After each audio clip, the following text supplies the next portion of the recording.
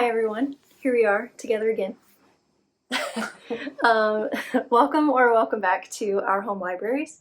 For today's episode, we are discussing the very highly hyped Fourth Wing by Rebecca Yarros, and I'm hoping that's how you say her last name. Of course, exploded on social media this summer, so much so that you can't really buy it anywhere at the time that we're recording this. You can only get an ebook. Yeah. The physical books you cannot get. It's crazy. We lucked out, and because we share a Libby, we share our library cards on Libby, we were able to get the audiobook. So that's what we did. We are going to be ruining this for you. So if this is something that you want to read and you don't want the plot ruined, then maybe come back to this after you have read. I'll say if we don't read it for you, I feel like social media might. So you just need to get out there and try to read it if you can get a copy, because it's really good and it is everywhere right now. So yeah, if you want to check us out anywhere else, we also have a Facebook page, we have an Instagram, and if you're watching this video, we have a YouTube channel, which you already know. So be sure to check out all those things for extra content.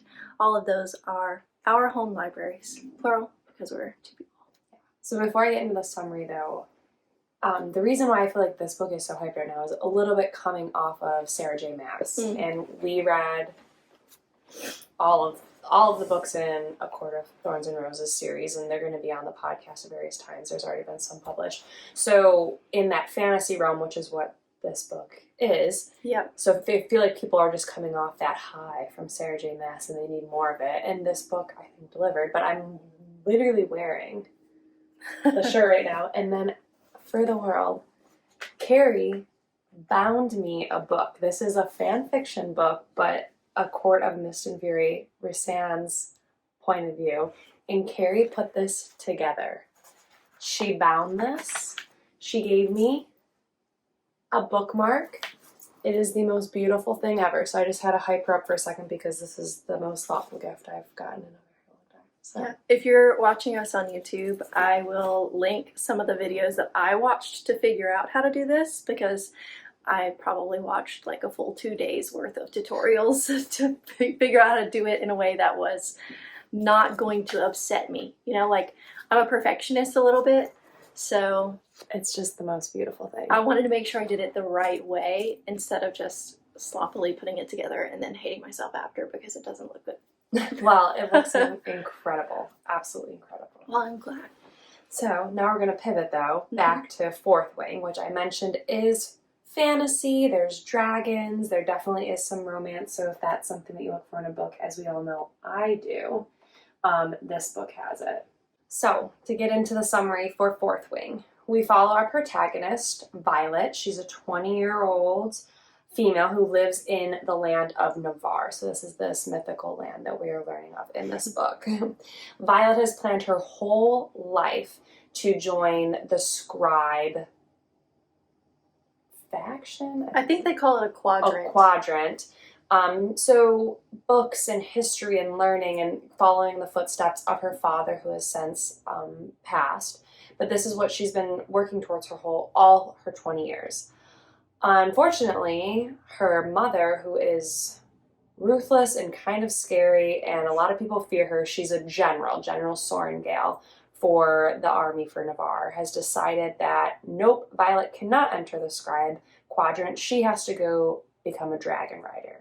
And this is, I would say, the most esteemed and dangerous quadrant of this entire land.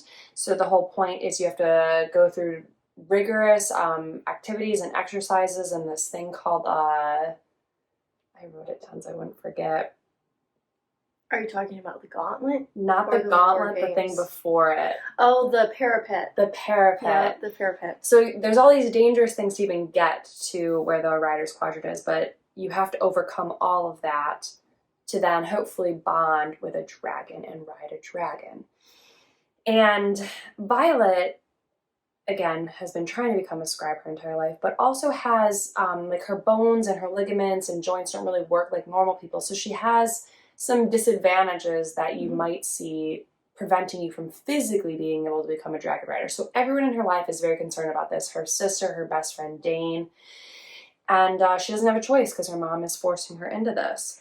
So she is warned to steer clear of certain people. Her sister gives her this book to try to help her guide her through this really treacherous ordeal. And the biggest thing her sister said is to stay away from someone named Zayden, who is the wing leader of one of the quadrants there.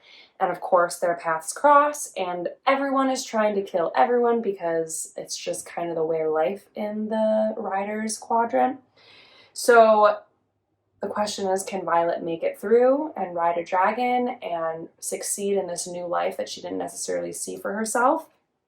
All while Navarre is in a more precarious place. The magic that protects them is starting to fail, and there's an outside war outside of the lands of Navarre that are starting to threaten them. On top of all this, Violet then starts to think that maybe they're not getting the full information from the upper leadership, also including her mother. So there's a lot going on and a lot of intrigue that unfolds. I agree. So for ratings for this, I gave it 4 out of 5 signets. And there is a singular reason why I do not give it 5 stars. We'll talk about that more later when we get into characters. But yeah, we were texting about it, and I said, oh my god, this person is worse than Tamlin.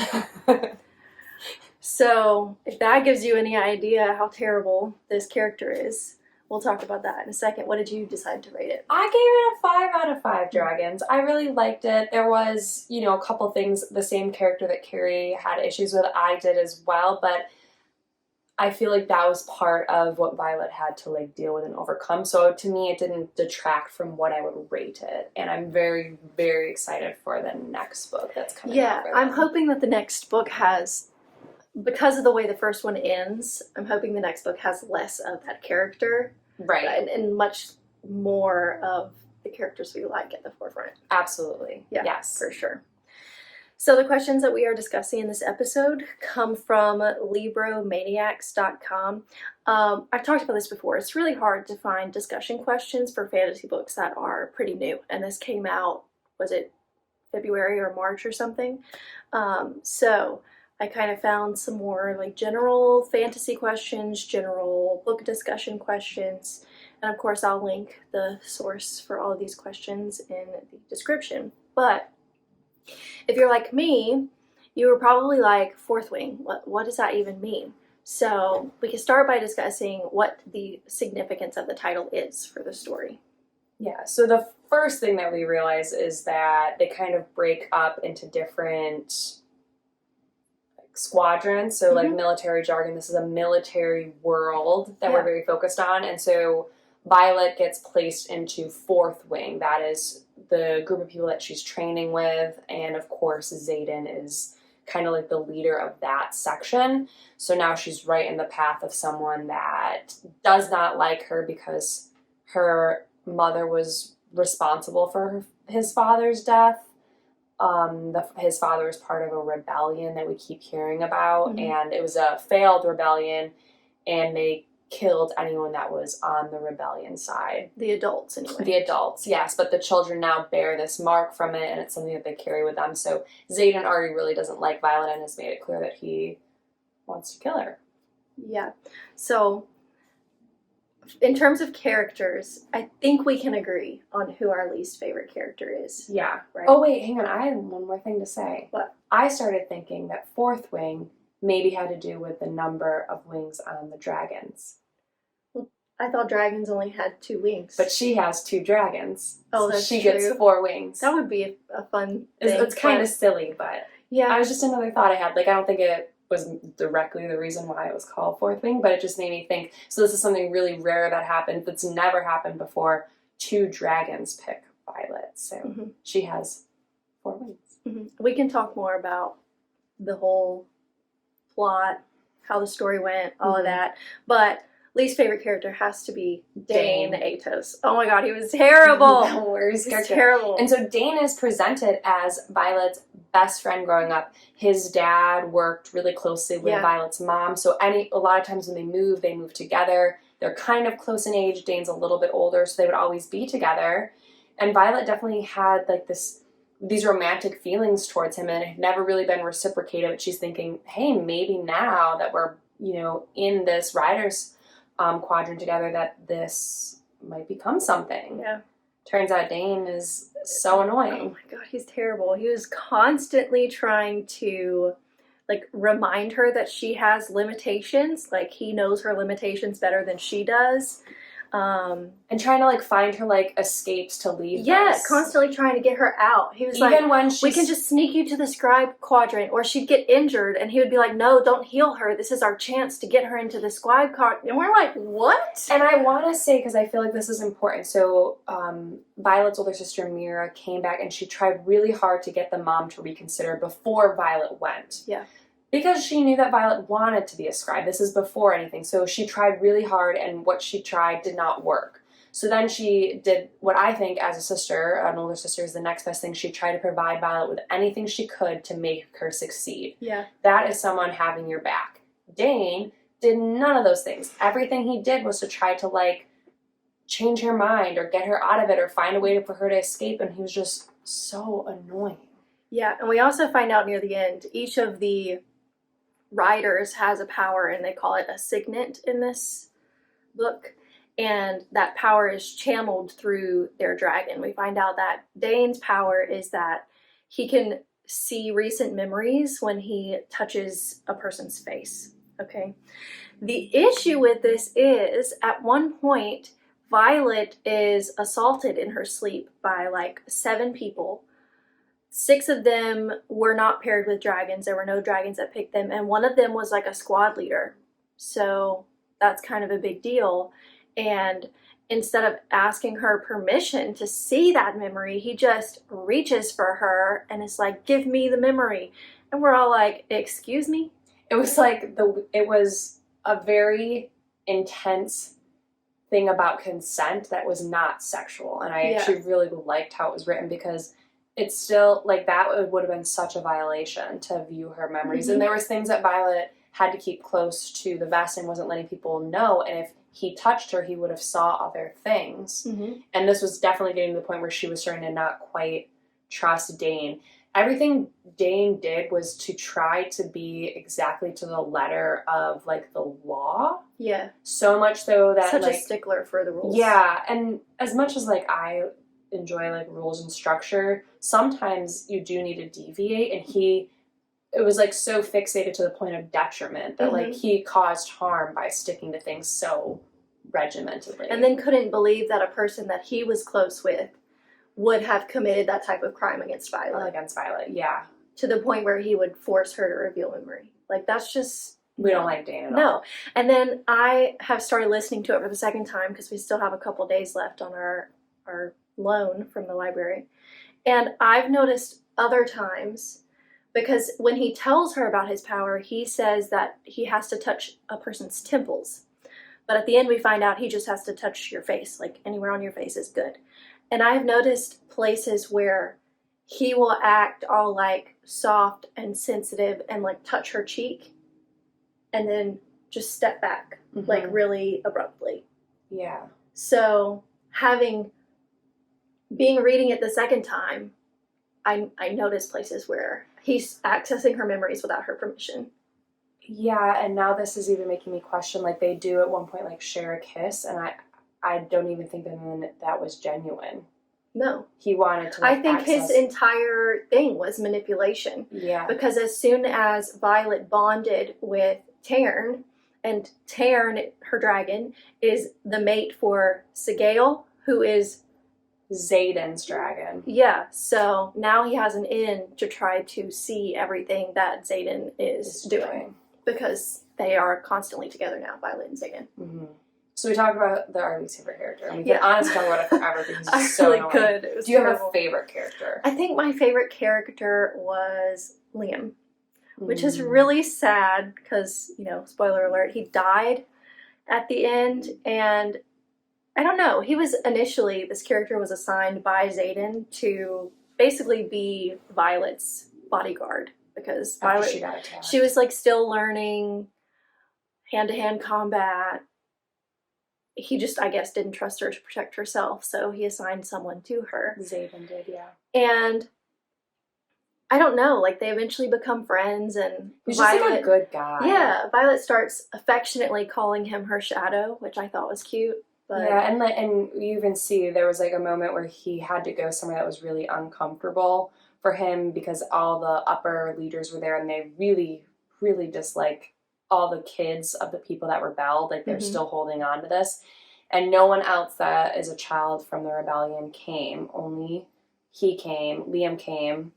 And Violet was like, you don't need to be here. Like, you need to go. I don't know why he would make you come here thinking that Xaden made him. And he goes, Xaden would never have made me come here. I came here because I want to make sure you're okay. He's just like a good person. He is a good person. I was so sad that he died. Yeah, he's definitely one of my favorites as well. And I like Violet a lot. I think she's a really good protagonist. Yeah. But Dane can go. Dane can leave. So this is obviously fantasy romance, we mentioned. You know, anytime a character says to another character, stay away from this person, you know who the person's gonna be. You know they're gonna become romantically involved. So did you identify any common tropes in this fantasy romance? It's enemies to lovers and a good slow burn. So oh yeah, definitely a slow burn. My favorite. And even a little bit of like the forbidden romance with the whole like he was part of the rebellion. Her mom is the general. Yeah, they're like basically actual enemies. Right. Very much like Romeo and Juliet. Yeah, for sure. I definitely agree with that. So good. Now, is this one where you can just read a little bit and then go to bed? Or do you need to concentrate and read the whole dang thing? I think it depends on where you are in the book and the amount of self-control that you have. Because if you're like me, you get to a point in the plot where it's like, I'm not going to put this down until I'm done with it.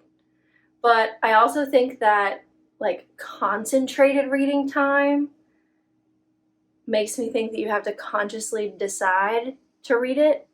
But I felt like it was more, you're so into it that you don't notice time is passing kind of thing. Yeah. Mine was definitely that I just kept reading. I had no self-control. Well, and especially because we had it on audio, we could have it in our ears while doing other things.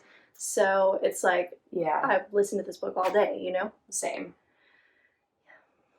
Now, it was on audio. Yeah. What did we think of the audio? I think it was just okay. Yeah, it wasn't my favorite. I read or listened to, because I kind of was going back and forth, all of A Court of Thorns and Roses on audio. And the narrator for that I really, really liked. It made it very enjoyable. This narrator, there was certain stuff that it did bug me. I know you're going to probably touch on it, but what else I didn't like is that sometimes she would read things in like an aggressive way. Yeah. When I know that it wasn't. If I had read it on a page, I would have been like calm in my head. Yes, it made me think of Harry Potter.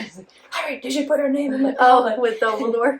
It's like in the book, calmly says. And that's how I felt like, because I'm hearing the words and I'm like, at no point does it sound as though someone would be like urgently or aggressively saying these things. Yeah, I agree. So that bugged me.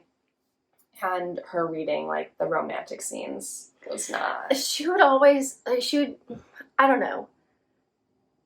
I can't really pinpoint like a precise moment that this happened, but there were several times in the book where I felt like she would stop in the middle of a sentence and then you'd hear her swallow her spit and then she would continue in the sentence.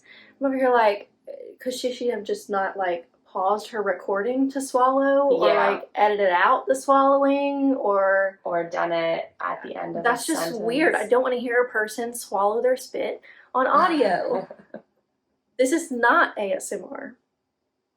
No. No. So, do you think that you would read another book by this author? I think she's published like 12 prior to this. Yeah. Yeah, probably. I didn't know there was that many. Yeah. I don't know if I would read anything outside of this series because it seems like most of her other books are like more up your alley and that they're more of like a traditional romance. They lack the fantasy aspect. And I really like the fantasy romance. This is a very fun world that she has built. Yeah, it really is. Then I assume you're going to read book 2. I already pre-ordered it. It comes out in November. Yeah, I already pre-ordered it. Is there anything in this book that you still think about? Yes. Yeah. The ending, obviously. And I don't know because I only listened to it once. But so big spoiler, flashing lights on YouTube, warning if you're listening to the audio. So at the end of the book, we find out that Violet's brother is not dead. We thought that her brother Brendan was dead, and he's not. And I can't recall if they ever mentioned, did his dragon die or just him? I don't think they ever mentioned his dragon, but I know that he died like right at the end of the rebellion, and they blamed Xaden's father for his death. But, you know, we can kind of contemplate exactly what happened because there is a really big like government conspiracy to hide important information in this book. But no, I don't remember ever hearing any mention of his dragon. So I'm very curious where his dragon is. I don't know why I'm fixated on that. I just want to know. Well, I feel like, didn't they say like it's possible for a rider to die and the dragon be fine? Yeah. But they always, like every time it was like if the dragon dies, the rider dies. Yes, absolutely. But I'm just very curious because I also think, and maybe I'm mistaken, but wasn't it that someone else died trying to like fix Brandon or Brendan? I think it's Brennan. So now I'm curious, like, just what happened totally, this whole entire situation. I'm very curious. I'm fixated on it. I'm really worried that Mira is going to have to decide between Navarre and her siblings, and I don't want that to come between siblings because I think that Mira would see right versus wrong, but I think that she's also, I don't know, I think she has a strong sense of duty in terms of like doing what her mother wants. So these are the things that have been bugging me. Yeah. I can tell you my theory about what happened with Brennan, and I'm sure in book 2 we're going to find out exactly what happened because he's going to tell Violet. But my theory is that he discovers this conspiracy. And throughout the book, Violet talks a couple of times about this book of folklore that her dad had given her at some point. And he wrote a little note in there. And the note said that folklore is passed down from generation to generation as a way to help us remember our past. He said it only takes one desperate generation to change that past and even erase it.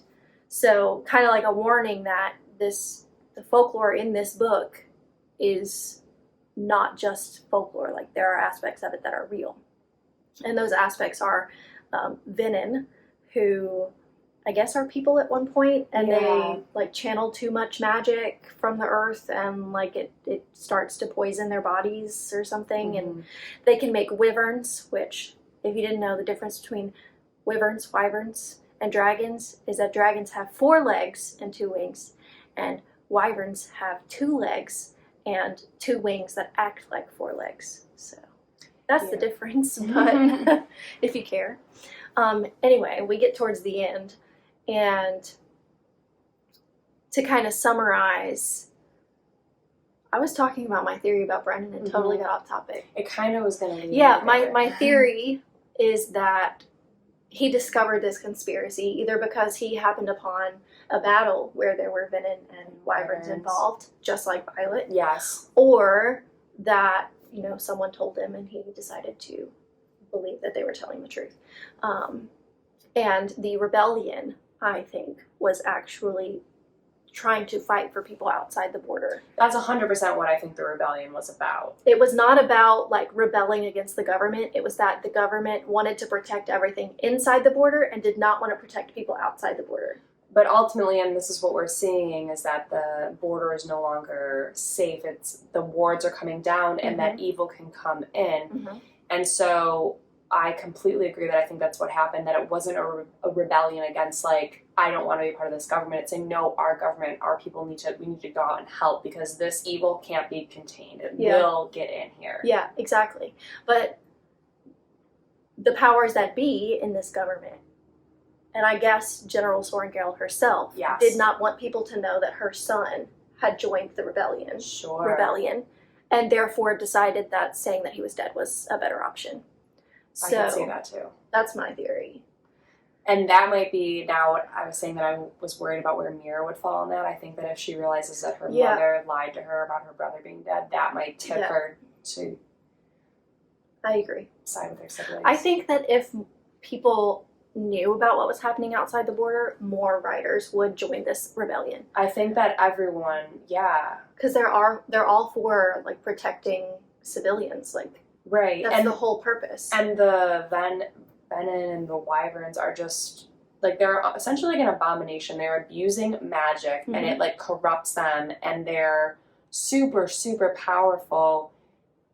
And there's like no stopping them, so you need a great force to stop them. And the forces outside of Navarre are getting depleted. So Xaden and some of and all the other kids that were kids of the rebellion parents have been helping and funneling weapons to those outside of Navarre. So Violet realizes this and realizes the threat of the outside. Like, yeah, I mean, she's very upset that Xaden did not tell her all of this information. Of course, they're romantically involved at this point, and she's like, you kept this really big thing from me. In his defense, he did want to tell her, but Dane was the issue. He knew Dane's power, and he knew anything that Violet saw, Dane would then be able to like see, and I think that he was trying to figure out the right way to handle that. Yeah. And like it took Violet finally realized, like when they were betrayed, that Dane had taken, saw her memory. So she needed to come to that conclusion on her own, I think, before Xaden could like tell her this stuff. I do still think that, it's probably going to be a good quarter to a half of book 2 before she's fully comfortable around Xaden again. Sure. Because when we get to the end, she's like, I don't know you, kind of thing. Yeah. Yeah, that the last chapter flipped, and it was in Xaden's perspective, which was which was fun to read. And so she wakes up and she's like happy to see him. Like she doesn't remember everything that happened over the last 48 hours. And then it comes back to her and she's like, we need some space. And it like breaks his heart a little bit. It does a little bit.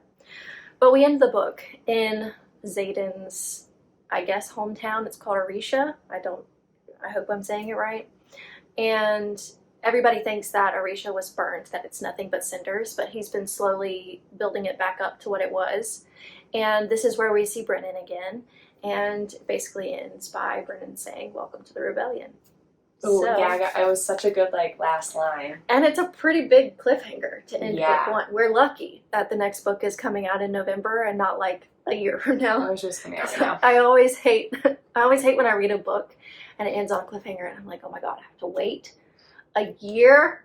So, funny story, I, way back when The Hunger Games came out, the books, I read the first 2, and they were so, I got hooked. I read them, really quickly, and then thankfully, and unbeknownst to me, the 3rd book was coming out the next day. Oh, wow. So I had to wait only 24 hours, but it was 24 hours of, I need this book. Yeah, it is. And I do feel a little bit like that with this book. Yeah. I'm, itching for book 2, but I don't feel like I have the same kind of book hangover that I did at the end of Akamath. No, I don't, and so I really, really like this book. I do feel as though it reads a little bit younger than Sarah J. Maas for Akatar. And even though there are intense sex scenes, I would not say that this is a young adult book by any means. There's a lot of swearing, a lot of death. But just I guess maybe because they are 20-year-olds. All of them are 20. Yep. Even though Feyre is very young in Sarah J. Maas's book, but everyone else in it is ancient. Hundreds of years old. Yeah, so it was just interesting to kind of read the different voices, and not to compare the authors or pit them against each other, but this one did read a little bit younger, and so I guess it just when I was done with it, I just kind of felt okay. Whereas with those, I was like, oh my gosh, I need more. Yeah, because you feel like you're the same age as the people in Akatar. Yes. But with this one, you don't feel that way. No, I feel like I would kind of obviously young adults. Yeah. And I think that this book is classified as new adult. It's a new way that people can classify fiction, I guess. Oh, okay. And I suppose YA would be 17 and under. And new adult would be like 18 to 23. Sure. And then like regular adult would be older than that. Okay, I could see it. Just because, again, I think you're like right. The characters are new adults. Yes, and you're totally right, is that reading this, I just felt like I was older than them. Yeah. Which is fine. Totally fine. But yeah. Which I think is what contributes to the fact that we did not get book hangovers from Fourth Wing because, Reese is our age. We were like, I want to be around Reese. Reese is my friend. Yes.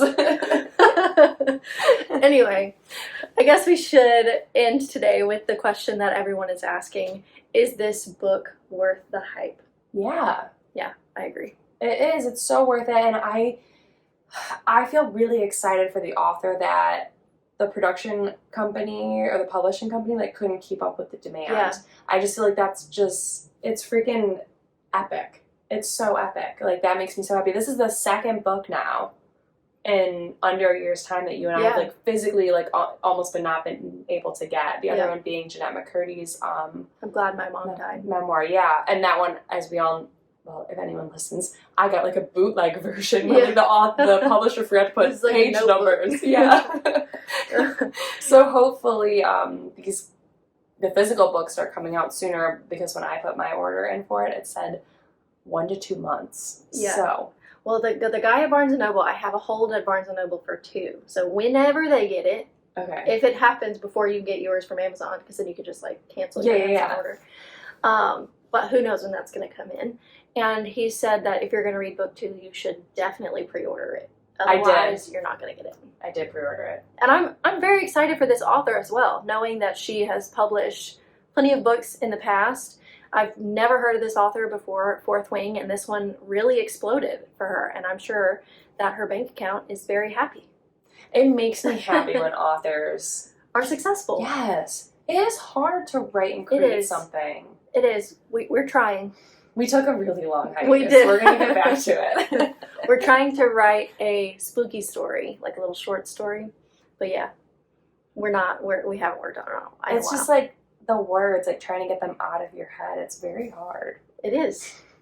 If you're an author, props to you. Jinx.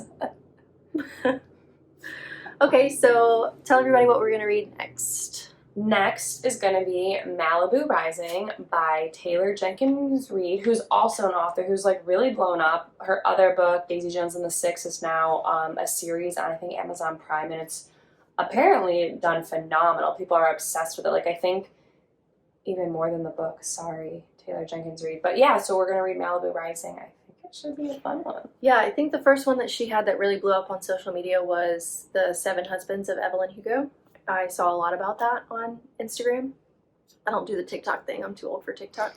But yeah, we're going to try Malibu Rising. Hopefully it'll be a cute little romance to end out the summer. Mm-hmm. If you enjoyed our conversation today, be sure to listen to a couple of our previous episodes. And if you head over to our Instagram, leave us the only appropriate emoji for this book, which is a dragon. Obviously.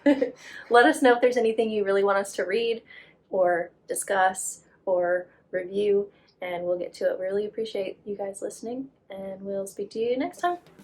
Bye.